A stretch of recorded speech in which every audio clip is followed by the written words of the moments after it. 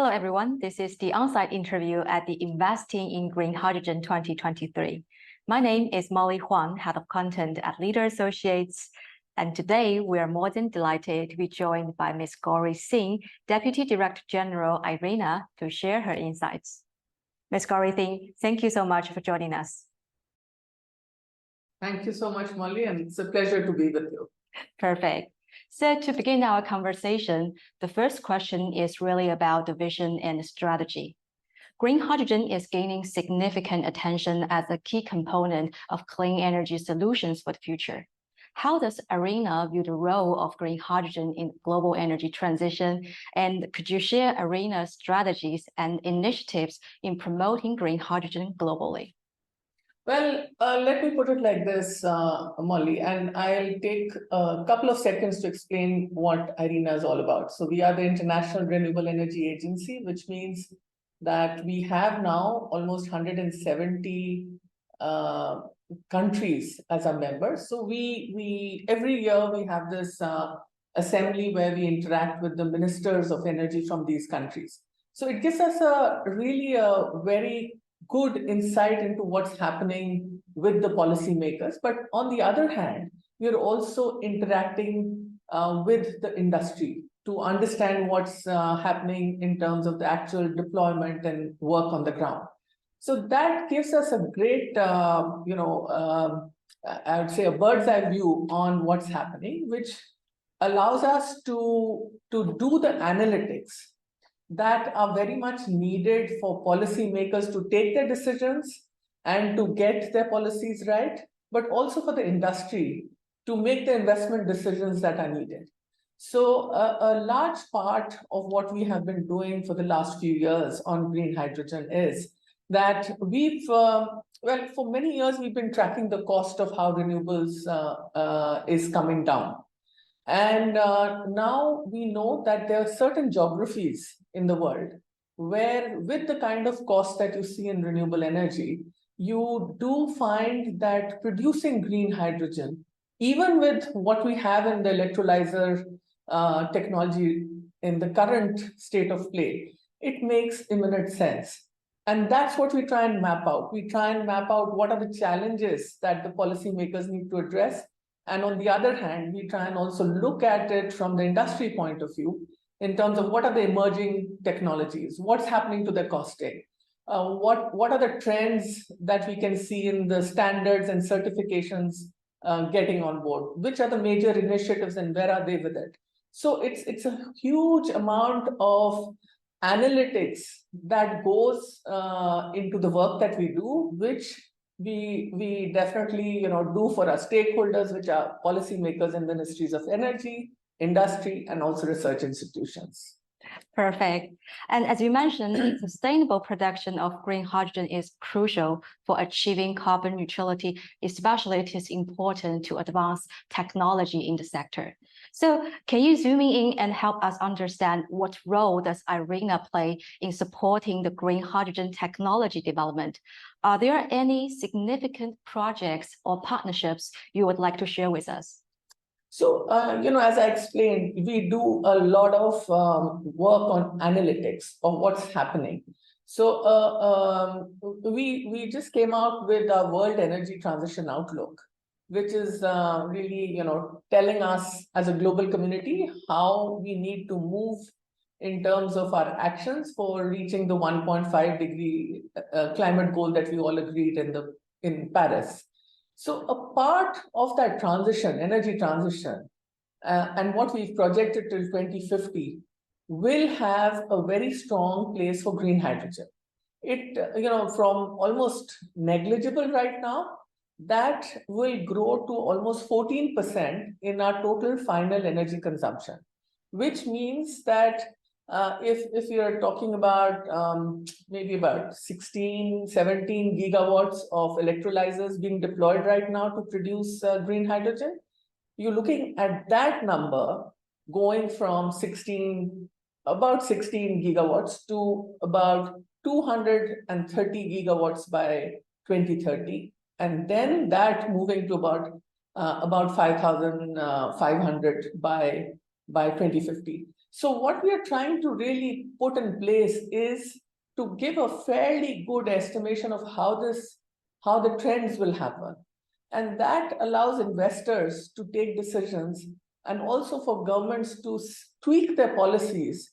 Because, if you have to decarbonize, you have to be looking at hydrogen, and it has a very specific place when you're trying to decarbonize the steel industry, for example, or the chemicals, the petrochemical industry, or even when we are looking at options for long haul shipping, for aviation, that's where hydrogen and its derivatives will come into play.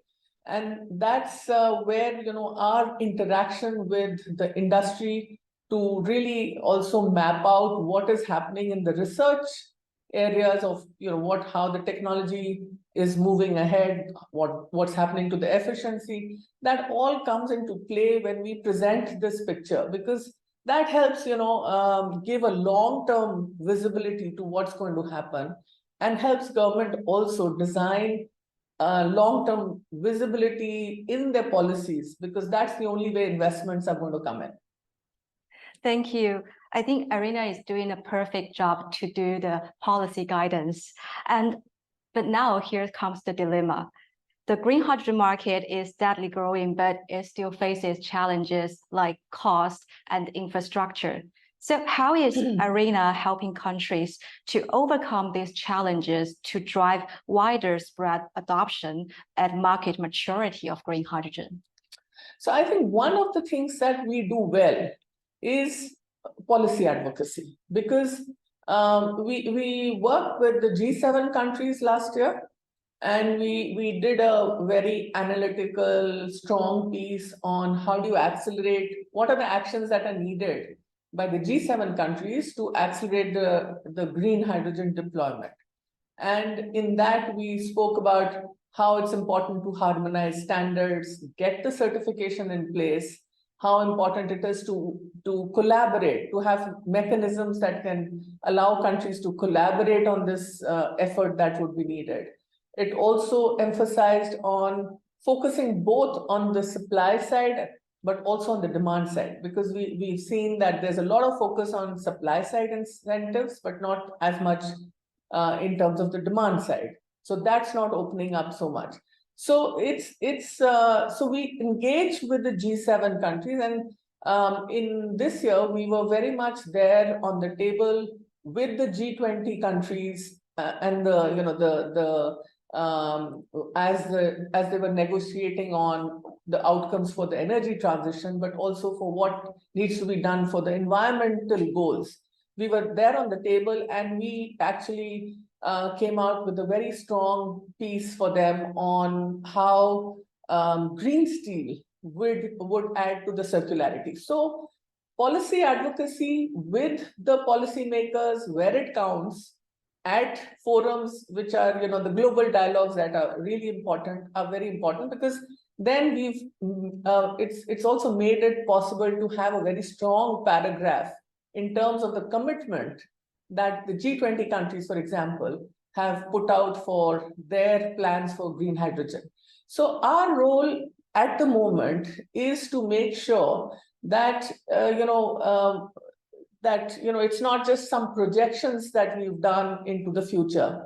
It's about also working with the right stakeholders to make sure that it happens at the policy level, at the regulation level, at the standards and certification level, but also putting out the voice of the industry to feed into all these important dialogues. It's more like taking steps across all levels in the industry. Pretty much that, because we think that sometimes, governments also need to hear from a neutral voice. And because our membership consists of 170, countries, we have built up the reputation of bringing together these various stakeholders and their voices into very clear recommendations for policymakers to take ahead. Thank you so much for sharing IRENA's practices. And last but not least questions, let's focusing on you as the industry veteran. So utilizing your extensive experience in advancing the global transition to renewable energy, what, in your opinion, is the single most critical factor in accelerating our efforts and ultimately achieving success in winning the climate battle? I think, we need to understand the nature of what's happening in the energy transition. And as we are moving more and more towards renewable energy and energy efficiency, what we are seeing is, unlike the other centralized, the power market that used to operate with the national entities owning the thermal plants and the large hydro plants. What's happening in renewable energy is that it's really being driven by the private sector. So I would say, 75% of the investment that's going into this sector, renewable energy, green hydrogen, is private sector, which is a huge, it's like a 180 change from who the ownership used to rest with for the centralized systems of thermal and hydro and gas-based systems, which were providing us the energy needs. So this shift is very dramatic. But what it also does is it kind of places the governments in a very different position. So public finance is important, but public finance is important because it should leverage or it should catalyze private investment to come in. And I think that change that is happening in the way financing is going to happen for this sector, that's very dramatic. And, policies need to see that, or rather facilitate that change. And I think industry is sitting on, it's sitting on the edge to see where a good policy comes out for them to go and start making investments. So they're also looking at, long-term visibility, because no investment will go in if you keep changing your policies. So if the policies and the regulations are right, I think there's technology that's already available that can start getting placed and deployed, and there's financing to back it to make this change happen. So I would say,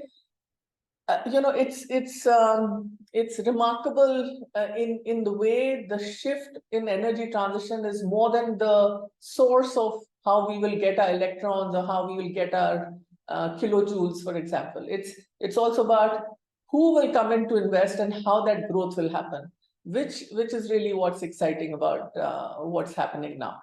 So it sounds more like a triangle theory. We have the policy clarity on the top, yes, and also we have the industrial-led approach and the financing as the bottom two parts. Absolutely, I couldn't agree more, Molly. I think you've really put it very well. Thank you so much, Ms. Gauri Singh, for sharing with us your thoughts and inspiring us with your experience. Thank you so much for taking the interview. Pleasure.